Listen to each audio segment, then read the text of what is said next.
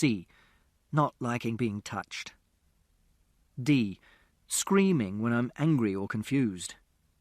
E. Not liking being in really small places with other people.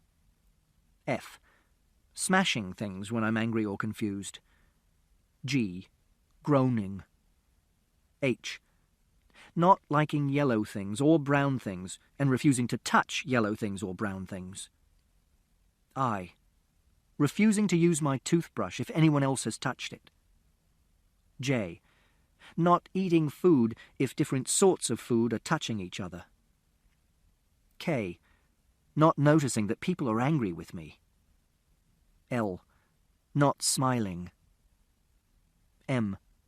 Saying things that other people think are rude. People say that you always have to tell the truth, but they do not mean this, because you're not allowed to tell old people that they're old, and you're not allowed to tell people if they smell funny, or if a grown-up has made a fart, and you're not allowed to say, "I don't like you," unless that person has been horrible to you. N. Doing stupid things.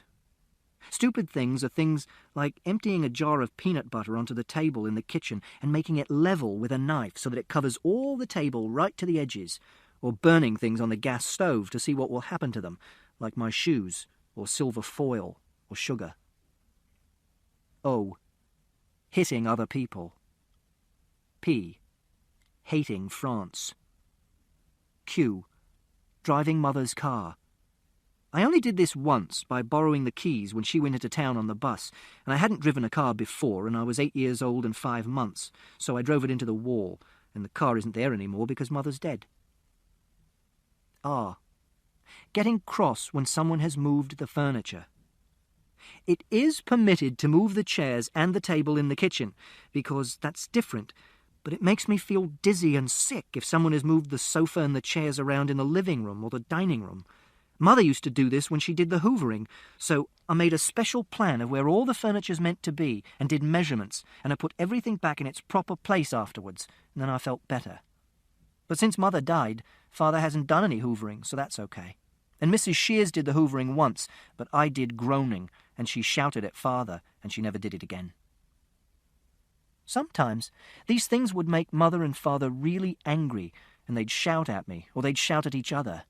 Sometimes Father would say, "Christopher, if you do not behave, I swear I shall knock the living daylights out of you." Or Mother would say, "Jesus, Christopher, I'm seriously considering putting you in a home." Or Mother would say, "You are going to drive me into an early grave." Chapter 79. When I got home, Father was sitting at the table in the kitchen, and he had made my supper. He was wearing a lumberjack shirt. The supper was baked beans and broccoli and 2 slices of ham, and they were laid out on the plate so that they weren't touching. He said, "Where have you been?" And I said, "I've been out." This is called a white lie. A white lie is not a lie at all. It's where you tell the truth, but you don't tell all of the truth. This means that everything you say is a white lie, because when someone says, for example, "What do you want to do today?" you say, "I want to do painting with Mrs. Peters," but you don't say, "I want to have my lunch, and I want to go to the toilet, and I want to go home after school, and I want to play with Toby, and I want to have my supper, and I want to play on my computer, and I want to go to bed." And I said a white lie because I knew that Father didn't want me to be a detective. Father said, "I've just had a phone call from Mrs. Shears." I started eating my baked beans and broccoli and 2 slices of ham. Then Father asked, "What the hell were you doing poking round her garden?" I said, "I was doing detective work trying to find out who killed Wellington." Father replied, "How many times do I have to tell you, Christopher?" The baked beans and the broccoli and the ham were cold, but I didn't mind this. I eat very slowly, so my food is nearly always cold. Father said, "I told you to keep your nose out of other people's business." I said, "I think Mr. Shears probably killed Wellington." Father didn't say anything. I said, "He's my prime suspect, because I think someone might have killed Wellington to make Mrs. Shears sad, and a murder is usually committed by someone known..."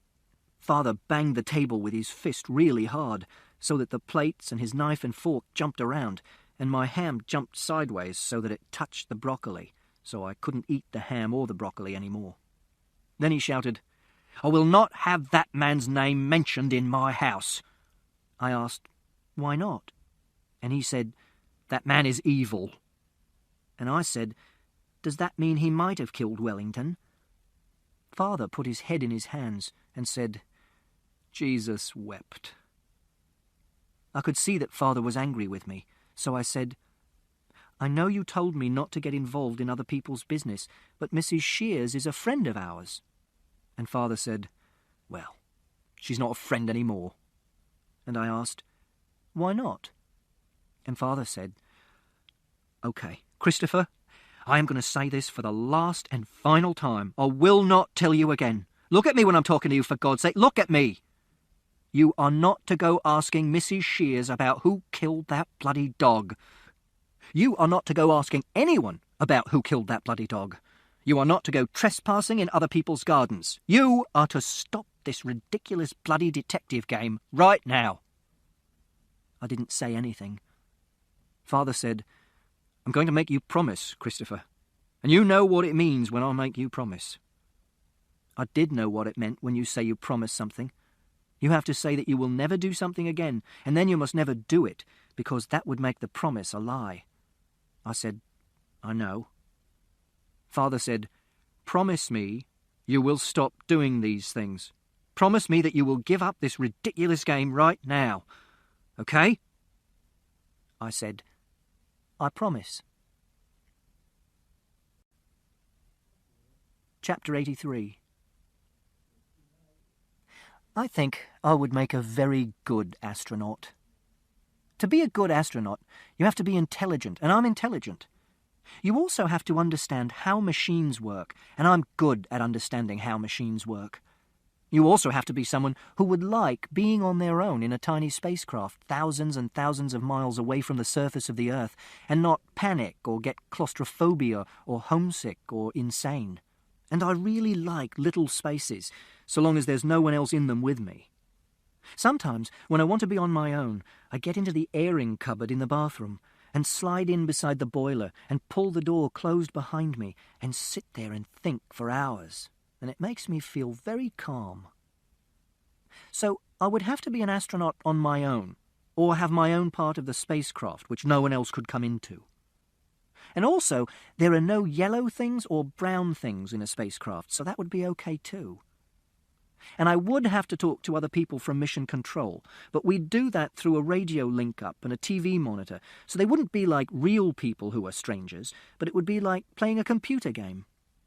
And I wouldn't be homesick at all, because I'd be surrounded by lots of the things I like, which are machines and computers and outer space. And I'd be able to look out of a little window in the spacecraft and know that there was no one else near me for thousands and thousands of miles, which is what I sometimes pretend at night in the summer when I go and lie on the lawn and look up at the sky, and I put my hands round the sides of my face so that I can't see the fence and the chimney and the washing line, and I can pretend I'm in space. And all I could see would be stars. And stars are the places where the molecules that life is made of were constructed billions of years ago. For example, all the iron in your blood which stops you being anemic was made in a star. And I would like it if I could take Toby with me into space, and that might be allowed, because they sometimes do take animals into space for experiments. So if I could think of a good experiment you could do with a rat that didn't hurt the rat, I could make them let me take Toby. But if they didn't let me, I'd still go, because it would be a dream come true. Chapter 89. The next day at school, I told Siobhan that Father had told me I couldn't do any more detecting, which meant that the book was finished. I showed her the pages I had written so far, with the diagram of the universe and the map of the street and the prime numbers, and she said that it didn't matter. She said the book was really good as it was, and that I should be very proud of having written a book at all, even if it was quite short. And there were some very good books which were very short, like Heart of Darkness, which was by Conrad. But I said that it wasn't a proper book because it didn't have a proper ending, because I never found out who killed Wellington, so the murderer was still at large. And she said that was like life, and not all murders were solved and not all murderers were caught, like Jack the Ripper. I said I didn't like the idea that the murderer was still at large. I said I didn't like to think that the person who killed Wellington could be living somewhere nearby, and I might meet him when I went out for a walk at night, and this was possible, because a murder was usually committed by a person who was known to the victim. Then I said, Father said I was never to mention Mr. Shear's name in our house again, and that he was an evil man, and maybe that meant he was the person who killed Wellington. And she said, perhaps your father just doesn't like Mr. Shears very much. And I asked, why? And she said, I don't know, Christopher. I don't know because I don't know anything about Mr. Shears. I said, Mr. Shears used to be married to Mrs. Shears, and he left her, like in a divorce. But I don't know if they were actually divorced. And Siobhan said, well, Mrs. Shears is a friend of yours, isn't she? A friend of you and your father. So perhaps your father doesn't like Mr. Shears because he left Mrs. Shears, because he did something bad to someone who's a friend. And I said, but Father says Mrs. Shears isn't a friend of ours anymore. And Siobhan said, I'm sorry, Christopher. I wish I could answer all these questions, but I simply don't know.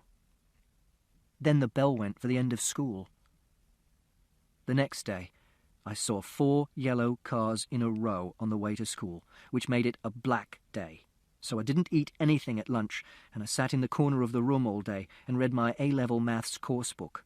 And the next day, too, I saw 4 yellow cars in a row on the way to school, which made it another black day, too. So I didn't speak to anyone, and for the whole afternoon I sat in the corner of the library, groaning, with my head pressed into the join between the 2 walls, and this made me feel calm and safe. But on the 3rd day, I kept my eyes closed all the way to school until we got off the bus, because after I've had 2 black days in a row, I'm allowed to do that. Chapter 97. But it wasn't the end of the book, because 5 days later I saw 5 red cars in a row, which made it a super good day, and I knew that something special was going to happen. Nothing special happened at school, so I knew that something special was going to happen after school.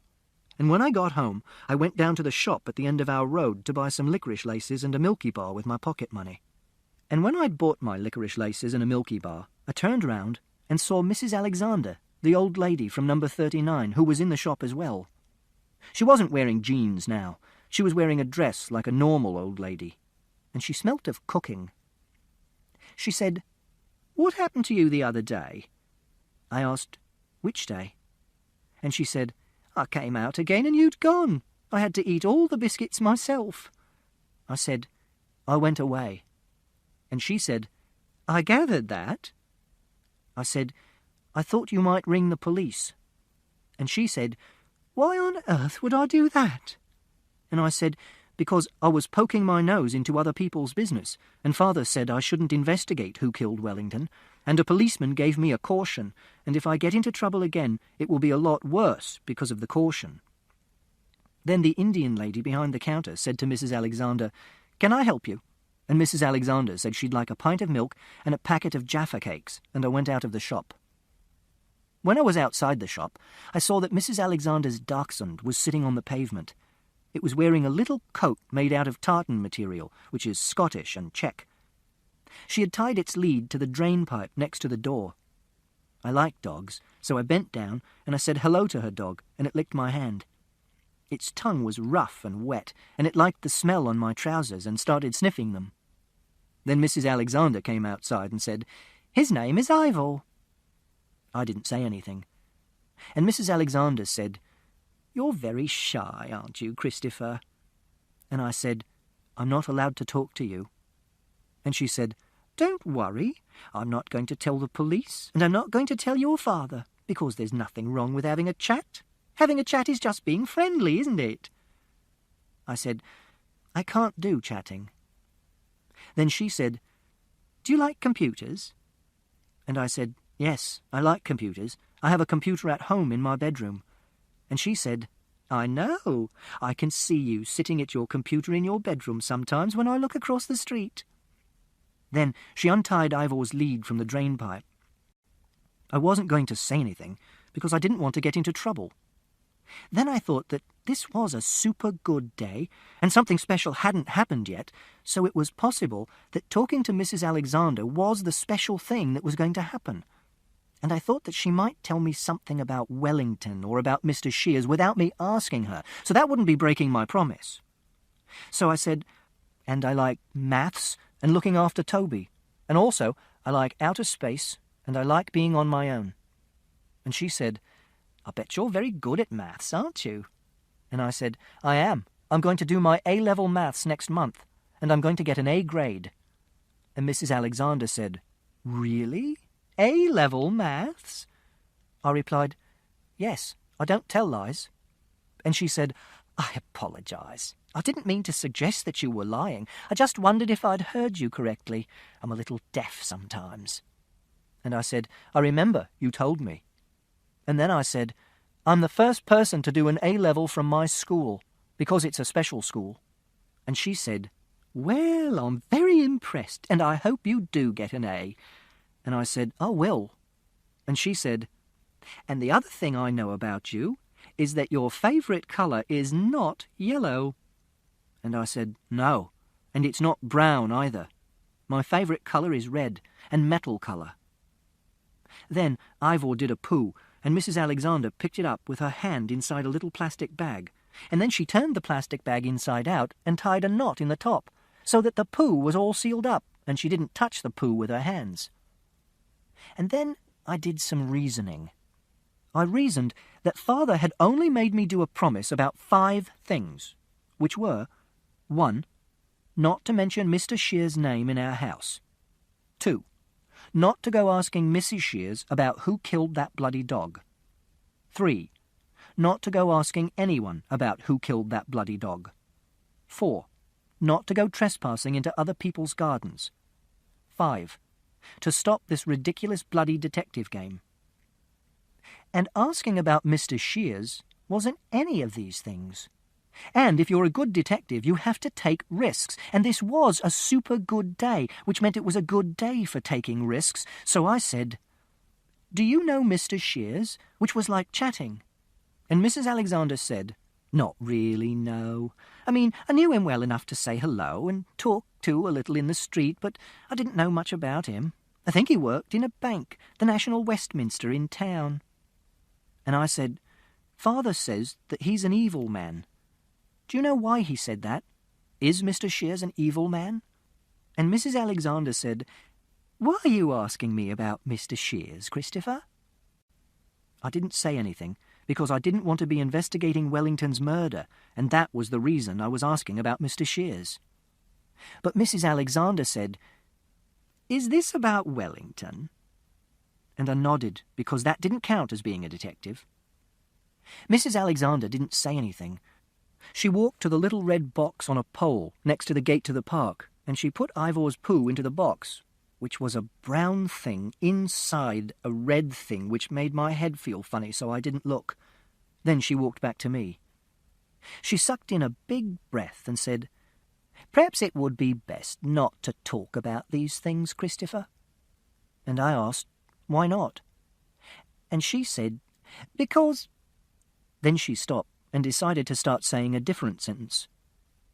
Because maybe your father's right, and you shouldn't go around asking questions about this. And I asked, Why? And she said, Because obviously he's going to find it quite upsetting. And I said, Why is he going to find it upsetting? Then she sucked in another big breath and said, Because I think you know why your father doesn't like Mr. Shears very much. Then I asked, Did Mr. Shears kill Mother? And Mrs. Alexander said, Kill her? And I said, Yes. Did he kill Mother? And Mrs. Alexander said, No, of course he didn't kill your mother. And I said, But did he give her stress so that she died of a heart attack? And Mrs. Alexander said, "I honestly don't know what you're talking about, Christopher." And I said, "Or did he hurt her so that she had to go into hospital?" And Mrs. Alexander said, "Did she have to go into hospital?" And I said, "Yes, and it wasn't very serious at first, but she had a heart attack when she was in hospital." And Mrs. Alexander said, "Oh, my goodness." I said, "And she died?" And Mrs. Alexander said, "Oh, my goodness," again. And then she said, "Oh, Christopher, I'm so sorry. I never realized." Then I asked her, "Why did you say, 'I think you know why your father doesn't like Mr. Shears very much'?" Mrs. Alexander put her hand over her mouth and said, "Oh, dear, dear, dear." But she didn't answer my question. So I asked her the same question again, because in a murder mystery novel, when someone doesn't want to answer a question, it's because they're trying to keep a secret or trying to stop someone getting into trouble, which means that the answers to those questions are the most important answers of all, and that's why the detective has to put that person under pressure. But Mrs. Alexander still didn't answer. Instead, she asked me a question. She said, "So you don't know?" And I said, "Don't know what?" She replied, "Christopher, look, I probably shouldn't be telling you this."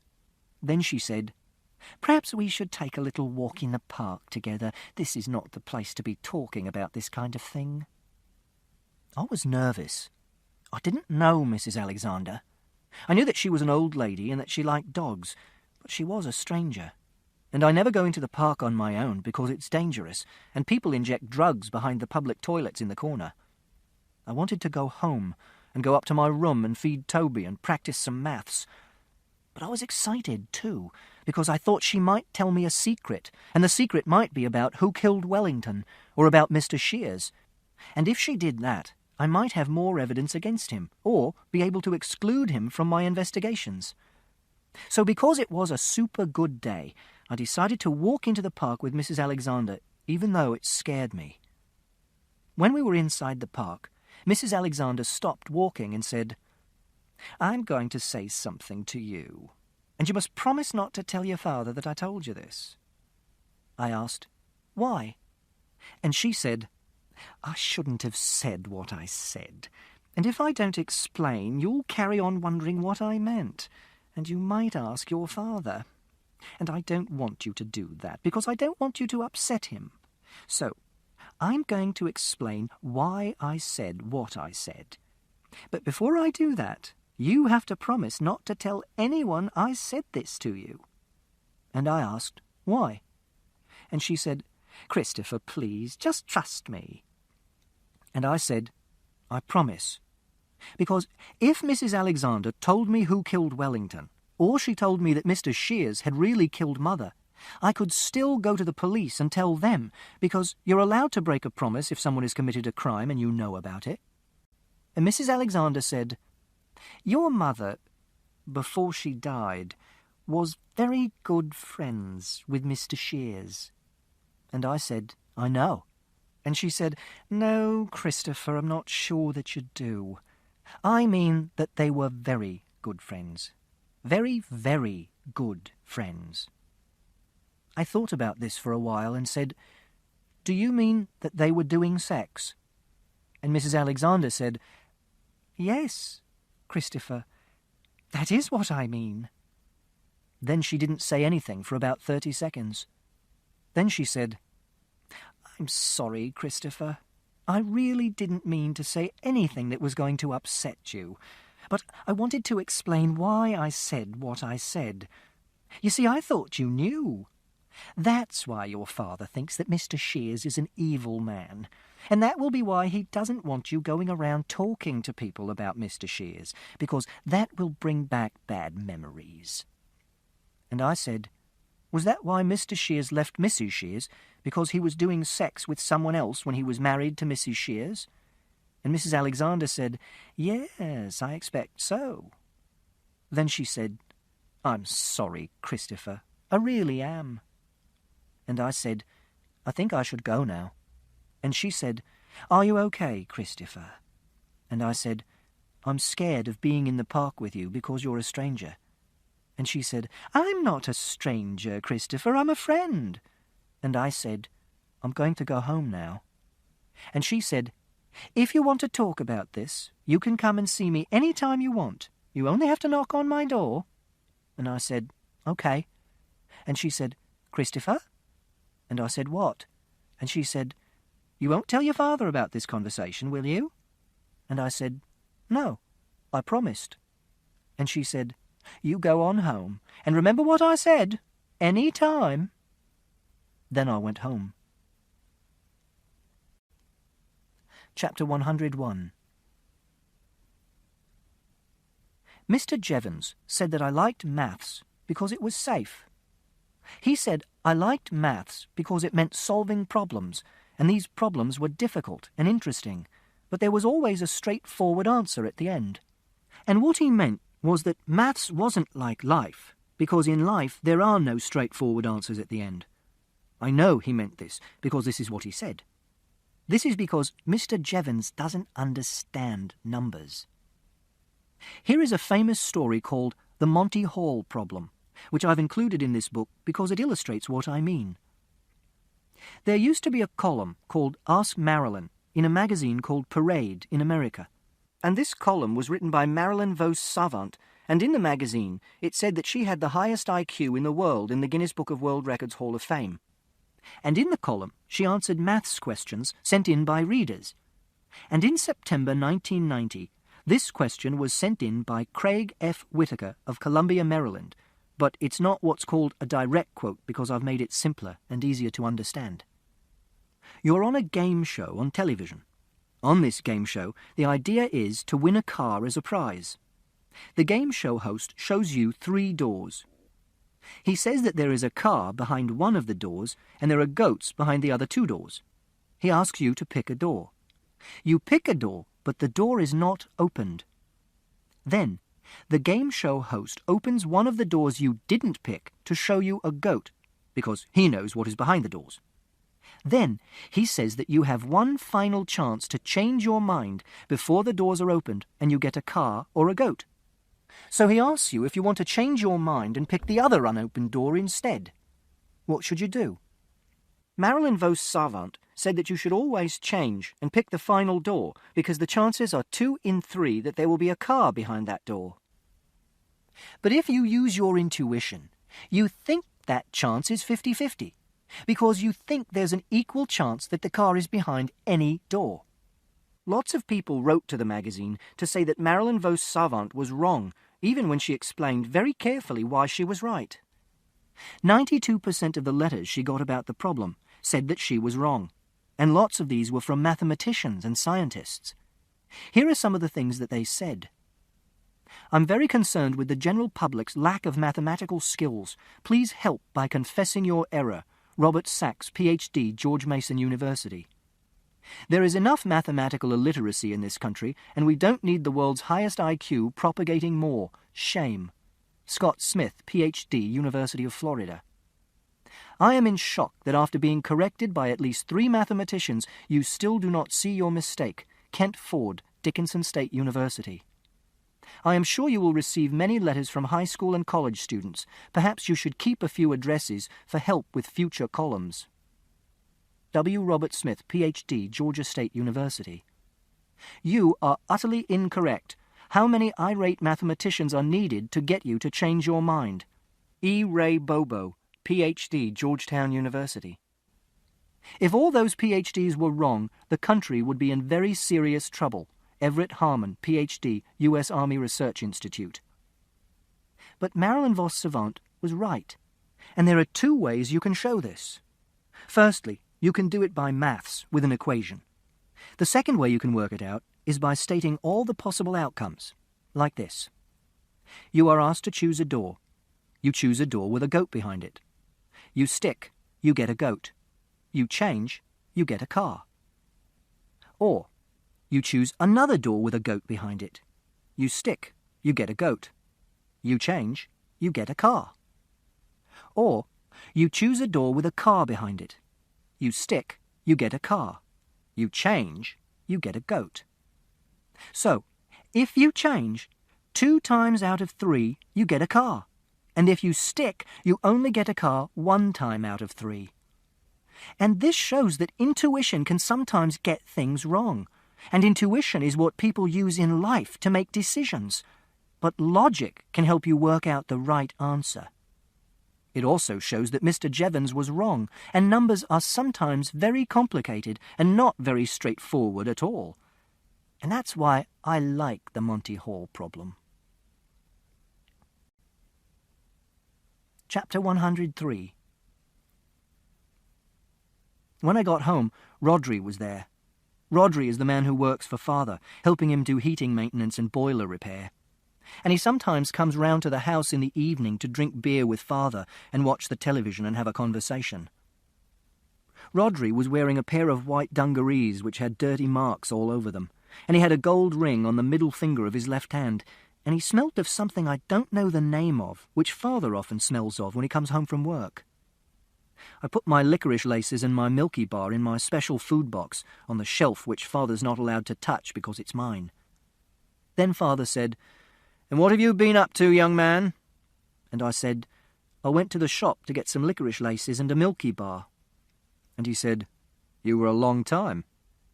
And I said, "I talked to Mrs. Alexander's dog outside the shop, and I stroked him and he sniffed my trousers," which was another white lie. Then Rhodri said to me, "God, you do get the 3rd degree, don't you?" But I didn't know what the 3rd degree was. And he said, "So, how you doing, Captain?" And I said, "I'm doing very well, thank you," which is what you're meant to say. And he said, "What's 251 times 864? And I thought about this, and I said, 216,864. Because it was a really easy sum, because you just multiply 864 times 1,000, which is 864,000. Then you divide it by 4, which is 216,000, and that's 250 times 864. Then you just add another 864 onto it to get 251 times 864, and that's 216,864. And I said, "Is that right?" And Rhodri said, "I haven't got a bloody clue," and he laughed. I don't like it when Rhodri laughs at me. Rhodri laughs at me a lot. Father says it's being friendly. Then Father said, "I'll stick one of those gobi aloo sag things in the oven for you, okay?" This is because I like Indian food, because it has a strong taste. But gobi aloo sag is yellow, so I put red food colouring into it before I eat it, and I keep a little plastic bottle of this in my special food box. And I said, "Okay." And Rhodri said, "So, it looks like Parky stitched them up then?" But this was to Father, not to me. And Father said, "Well, those circuit boards look like they come out the bloody ark." And Rhodri said, "You going to tell them?" And Father said, "What's the point? They're hardly going to take him to court, are they?" And Rhodri said, "That'll be the day." And Father said, "Best to let sleeping dogs lie, I reckon." Then I went into the garden. Siobhan said that when you're writing a book, you have to include some descriptions of things. I said that I could take photographs and put them in the book, but she said the idea of a book was to describe things using words so that people could read them and make a picture in their own head. And she said it was best to describe things that were interesting or different. She also said that I should describe people in the story by mentioning 1 or 2 details about them, so that people could make a picture of them in their head, which is why I wrote about Mr. Jevons' shoes with all the holes in them, and the policeman who looked as if he had 2 mice in his nose, and the thing Rhodri smelled of, but I didn't know the name for. So I decided to do a description of the garden. But the garden wasn't very interesting or different. It was just a garden, with grass and a shed and a clothesline. But the sky was interesting and different, because usually skies look boring because they're all blue or all grey or all covered in one pattern of clouds, and they don't look like they're hundreds of miles above your head. They look like someone might have painted them on a big roof. But this sky had lots of different types of clouds in it at different heights, so you could see how big it was, and this made it look enormous. Furthest away in the sky were lots of little white clouds, which looked like fish scales or sand dunes, which had a very regular pattern. Then, next furthest away and to the west, were some big clouds which were coloured slightly orange because it was nearly evening and the sun was going down. Then, closest to the ground, was a huge cloud which was coloured grey because it was a rain cloud, and it was a big pointy shape.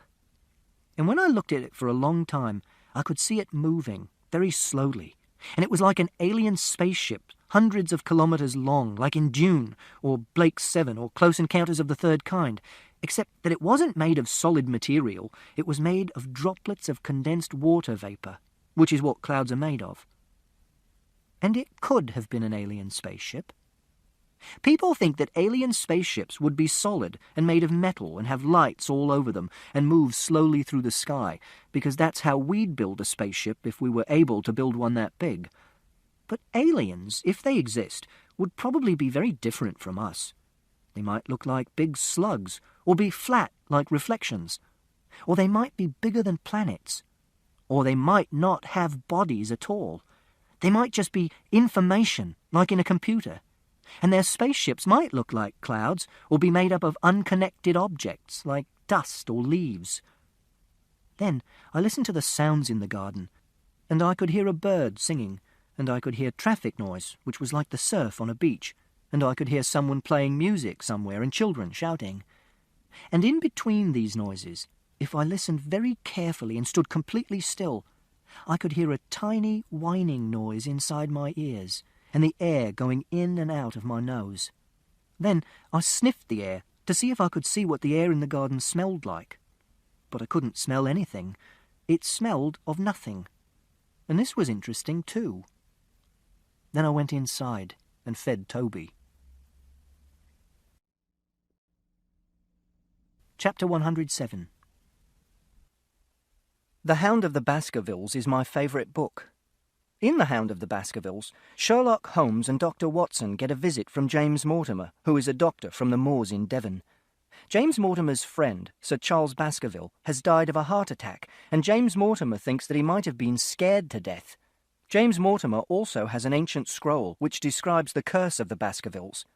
On this scroll, it says that Sir Charles Baskerville had an ancestor called Sir Hugo Baskerville, who was a wild, profane and godless man, and he tried to do sex with the daughter of a yeoman, but she escaped, and he chased her across the moor, and his friends, who were daredevil roisterers, chased after him.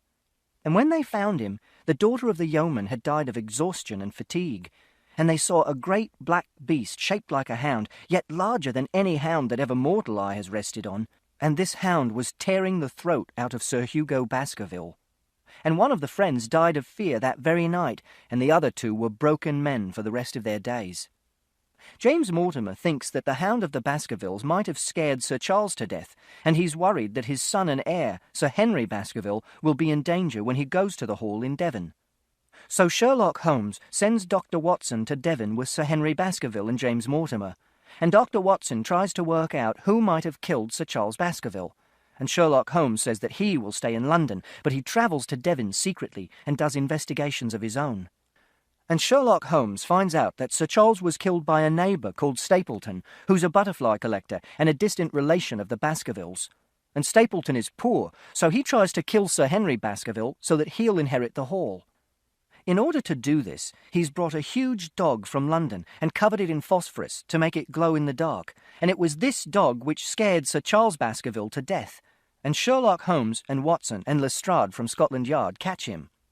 And Sherlock Holmes and Watson shoot the dog, which is one of the dogs which gets killed in the story, which isn't nice because it's not the dog's fault. And Stapleton escapes into the Grimpen Mire, which is part of the moor, and he dies because he's sucked into a bog. There are some bits of the story I don't like. One bit is the ancient scroll, because it's written in old language which is difficult to understand, like this. Learn then from this story not to fear the fruits of the past, but rather to be circumspect in the future, that those foul passions whereby our family has suffered so grievously may not again be loosed to our undoing. And sometimes Sir Arthur Conan Doyle, who's the author, describes people like this. There was something subtly wrong with the face, some coarseness of expression, some hardness, perhaps of eye, some looseness of lip which marred its perfect beauty. And I don't know what some hardness, perhaps, of eye means, and I'm not interested in faces. But sometimes it is fun not knowing what the words mean, because you can look them up in a dictionary, like goyle, which is a deep dip, or tors, which are hills or rocky heights. I like The Hound of the Baskervilles because it's a detective story, which means that there are clues and red herrings. These are some of the clues. 1. 2 of Sir Henry Baskerville's boots go missing when he's staying at a hotel in London. This means that someone wants to give them to the Hound of the Baskervilles to smell, like a bloodhound, so that it can chase him. This means that the Hound of the Baskervilles is not a supernatural being, but a real dog. 2. Stapleton is the only person who knows how to get through the Grimpen Mire, and he tells Watson to stay out of it for his own safety. This means that he's hiding something in the middle of the Grimpen Mire and doesn't want anyone else to find it. 3. Mrs. Stapleton tells Dr. Watson to go straight back to London instantly. This is because she thinks Dr. Watson is Sir Henry Baskerville, and she knows that her husband wants to kill him. And these are some of the red herrings. 1. Sherlock Holmes and Watson are followed when they're in London by a man in a coach with a black beard. This makes you think that the man is Barrymore, who's the caretaker at Baskerville Hall, because he's the only other person who has a black beard, but the man is really Stapleton, who's wearing a false beard.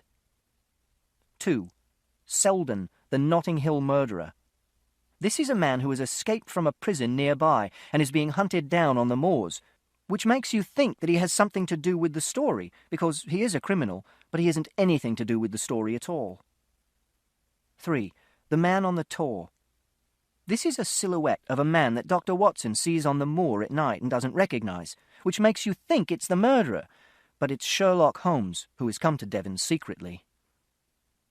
I also like The Hound of the Baskervilles because I like Sherlock Holmes, and I think that if I were a proper detective, he's the kind of detective I would be.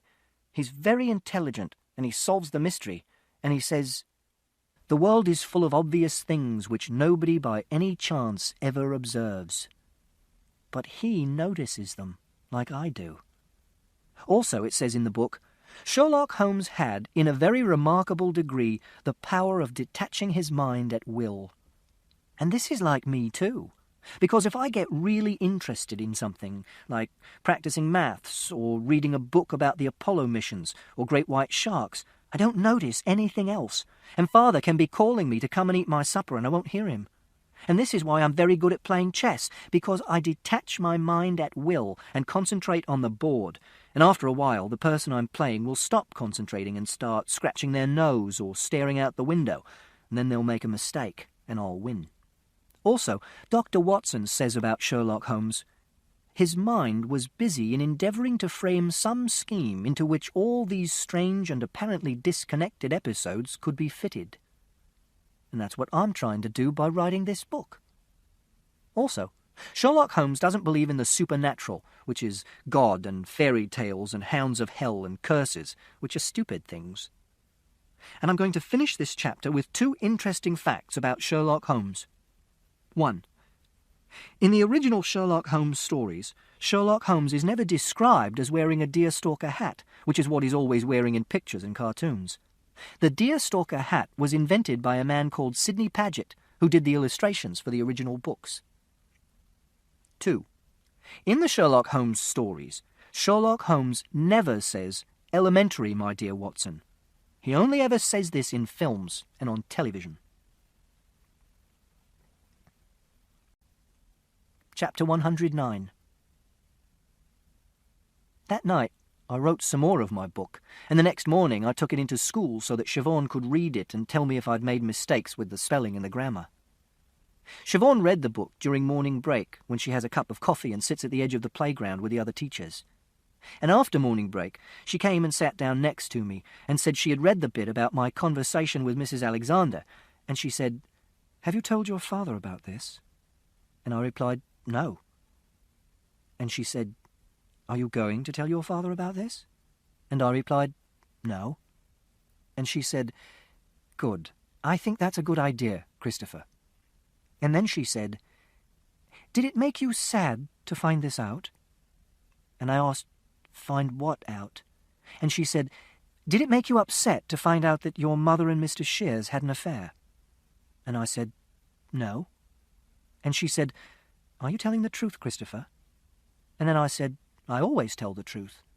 And she said, I know you do, Christopher, but sometimes we get sad about things, and we don't like to tell other people that we are sad about them. We like to keep it a secret. Or sometimes we're sad, but we don't really know we're sad. So we say we aren't sad, but we really are. And I said, I'm not sad. And she said, If you do start to feel sad about this, I want you to know that you can come and talk to me about it, because I think talking to me will help you feel less sad. And if you don't feel sad, but you just want to talk to me about it, that would be okay too. Do you understand? And I said, I understand. And she said, Good. And I replied, But I don't feel sad about it, because Mother's dead, and because Mr. Shears isn't around anymore. So I would be feeling sad about something that isn't real and doesn't exist. And that would be stupid. And then I practiced maths for the rest of the morning, and at lunch I didn't have the quiche because it was yellow, but I did have the carrots and the peas and lots of tomato ketchup. And for afters I had some blackberry and apple crumble, but not the crumble bit because that was yellow too, and I got Mrs. Davis to take the crumble bit off before she put it onto my plate, because it doesn't matter if different sorts of food are touching before they're actually on your plate. Then, after lunch, I spent the afternoon doing art with Mrs. Peters, and I painted some pictures of aliens. Chapter 113. My memory is like a film. That's why I'm really good at remembering things, like the conversations I've written down in this book, and what people were wearing, and what they smelled like, because my memory has a smell track, which is like a soundtrack. And when people ask me to remember something, I can simply press rewind and fast forward and pause like on a video recorder, but more like a DVD, because I don't have to rewind through everything in between to get to a memory of something a long time ago. And there are no buttons either, because it's happening in my head. If someone says to me, Christopher, tell me what your mother was like, I can rewind to lots of different scenes and say what she was like in those scenes. For example, I could rewind to 4th July 1992 when I was 9 years old, which was a Saturday, and we were on holiday in Cornwall, and in the afternoon we were on the beach in a place called Polperro, and Mother was wearing a pair of shorts made out of denim and a light blue bikini top, and she was smoking cigarettes called Consulate, which were mint flavour. And she wasn't swimming. Mother was sunbathing on a towel which had red and purple stripes, and she was reading a book by Georgette Heyer called The Masqueraders. And then she finished sunbathing and went into the water to swim, and she said, Bloody Nora, it's cold. And she said I should come and swim too, but I don't like swimming because I don't like taking my clothes off. And she said I should just roll up my trousers and walk into the water a little way, so I did. And I stood in the water, and Mother said, Look, it's lovely. And she jumped backwards and disappeared under the water, and I thought a shark had eaten her, and I screamed. And she stood up out of the water again and came over to where I was standing and held up her right hand and spread her fingers out in a fan and said, Come on, Christopher, touch my hand. Come on now, stop screaming. Touch my hand. Listen to me, Christopher, you can do it. And after a while I stopped screaming and held up my left hand and spread my fingers out in a fan, and we made our fingers and our thumbs touch each other. And Mother said, It's okay, Christopher, it's okay. There aren't any sharks in Cornwall. And then I felt better. Except I can't remember anything before I was about 4, because I wasn't looking at things in the right way before then, so they didn't get recorded properly. And this is how I recognize someone if I don't know who they are. I see what they're wearing, or if they have a walking stick, or funny hair, or a certain type of glasses, or they have a particular way of moving their arms, and I do a search through my memories to see if I've met them before. And this is also how I know how to act in difficult situations when I don't know what to do. For example, if people say things which don't make sense, like, See you later, alligator, or You'll catch your death in that, I do a search and see if I've ever heard someone say this before. And if someone is lying on the floor at school, I do a search through my memory to find a picture of someone having an epileptic fit, and then I compare the picture with what's happening in front of me, so I can decide whether they're just lying down and playing a game, or having a sleep, or whether they're having an epileptic fit. And if they are having an epileptic fit, I move any furniture out of the way to stop them banging their head, and I take my jumper off and I put it underneath their head, and I go and find a teacher. Other people have pictures in their heads too, but they're different, because the pictures in my head are all pictures of things which really happened. But other people have pictures in their heads of things which aren't real and didn't happen. For example, sometimes Mother used to say, "If I hadn't married your father, I think I'd be living in a little farmhouse in the south of France with someone called Jean. And he'd be, a local handyman, doing painting and decorating for people, gardening, building fences. And we'd have a veranda with figs growing over it.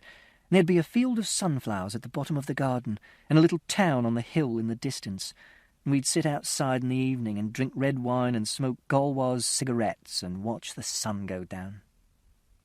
And Siobhan once said that when she felt depressed or sad, she'd close her eyes and she'd imagine that she was staying in a house on Cape Cod with her friend Ellie, and they'd take a trip on a boat from Provincetown and go out into the bay to watch the humpback whales, and that made her feel calm and peaceful and happy. And sometimes, when someone has died, like Mother died, people say, "What would you want to say to your mother if she was here now?" Or, "What would your mother think about that?" Which is stupid, because Mother's dead, and you can't say anything to people who are dead, and dead people can't think. And Grandmother has pictures in her head too, but her pictures are all confused, like someone's muddled the film up and she can't tell what happened in what order, so she thinks that dead people are still alive, and she doesn't know whether something happened in real life or whether it happened on television. Chapter 127. When I got home from school, Father was still out at work, so I unlocked the front door and went inside and took my coat off. I went into the kitchen and put my things on the table, and one of the things was this book, which I had taken into school to show to Siobhan.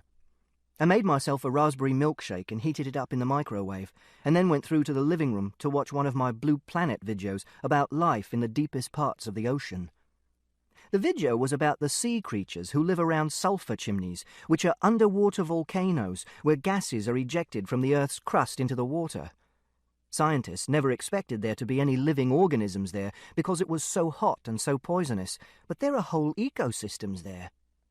I like this bit because it shows you that there's always something new that science can discover, and all the facts that you take for granted can be completely wrong. And also, I like the fact that they're filming in a place which is harder to get to than the top of Mount Everest, but is only a few miles away from sea level. And it's one of the quietest and darkest and most secret places on the surface of the Earth. And I like imagining that I'm there sometimes, in a spherical metal submersible with windows that are 30 centimeters thick to stop them from imploding under the pressure.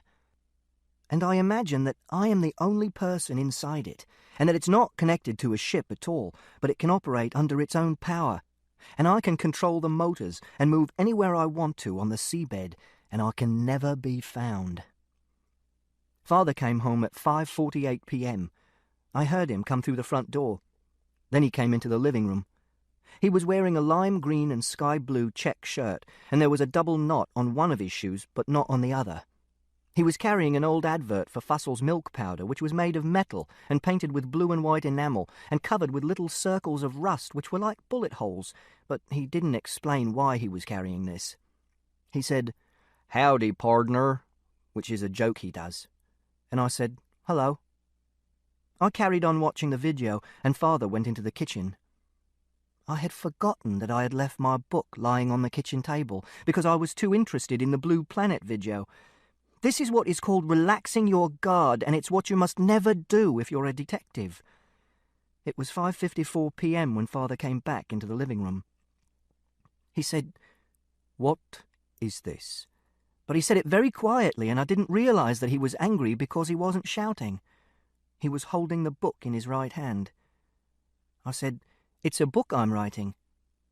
And he said, "Is this true? Did you talk to Mrs. Alexander?" He said this very quietly as well, so I still didn't realize that he was angry. And I said, "Yes." Then he said, "Holy fucking Jesus, Christopher, how stupid are you?" This is what Siobhan says is called a rhetorical question. It has a question mark at the end, but you're not meant to answer it because the person who's asking it already knows the answer. It's difficult to spot a rhetorical question. Then Father said, "What the fuck did I tell you, Christopher?" This was much louder.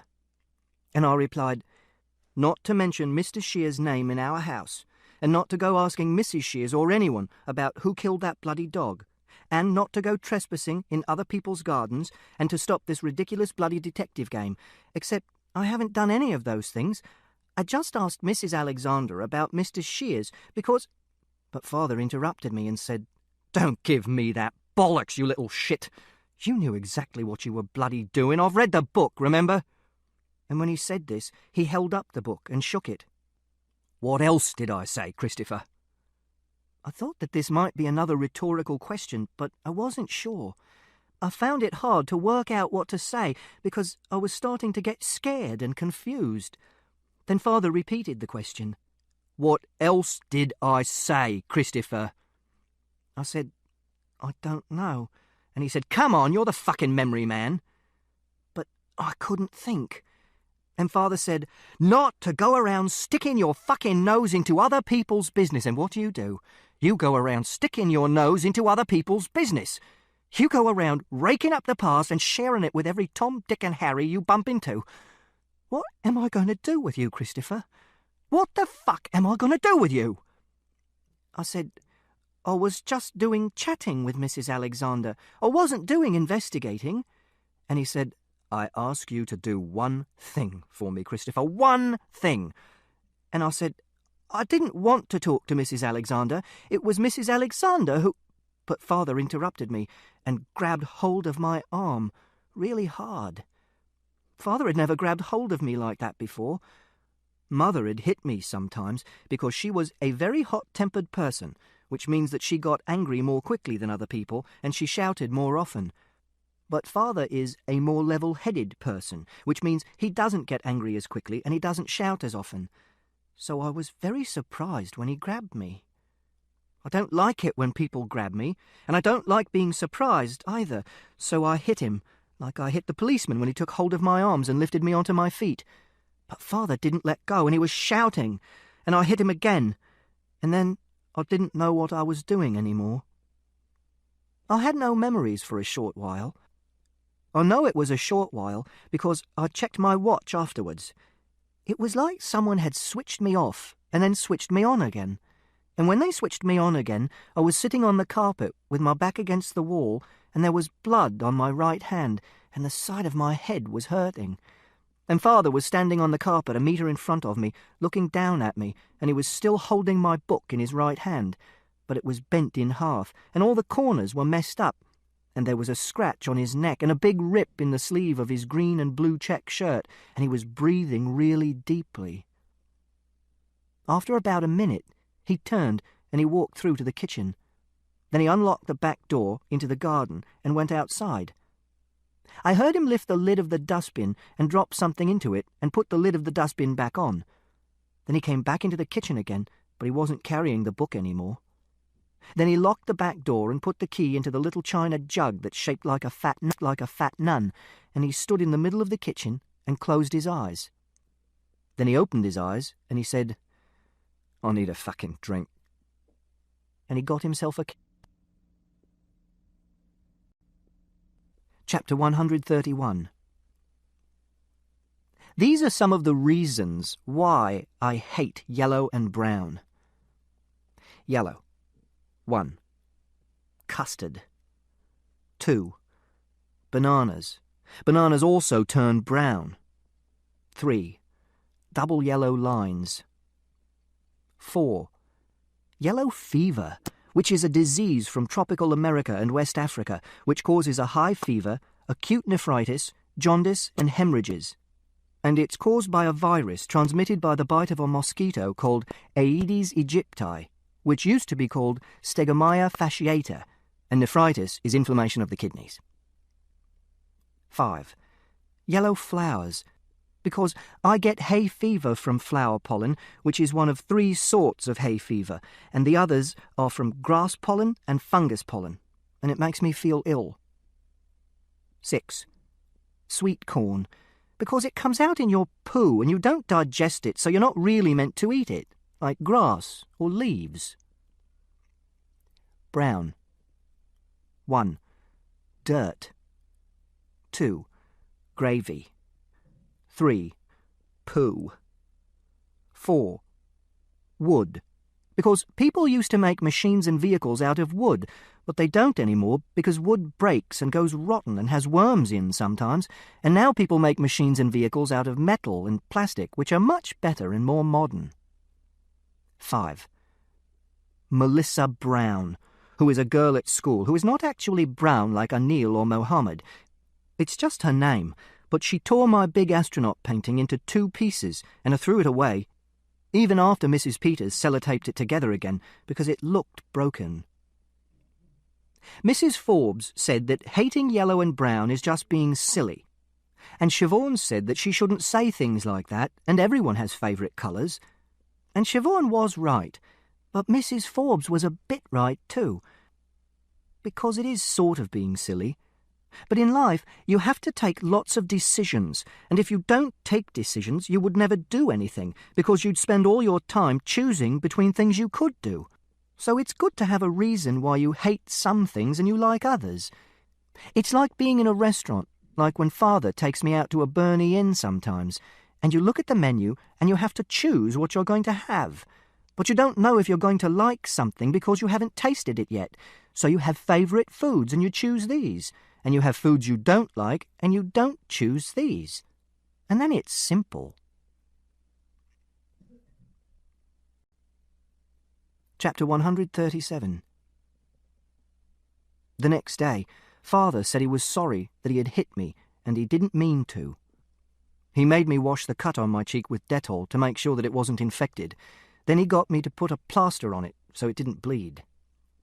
Then, because it was a Saturday, he said he was going to take me on an expedition to show me that he was properly sorry, and we were going to Twycross Zoo.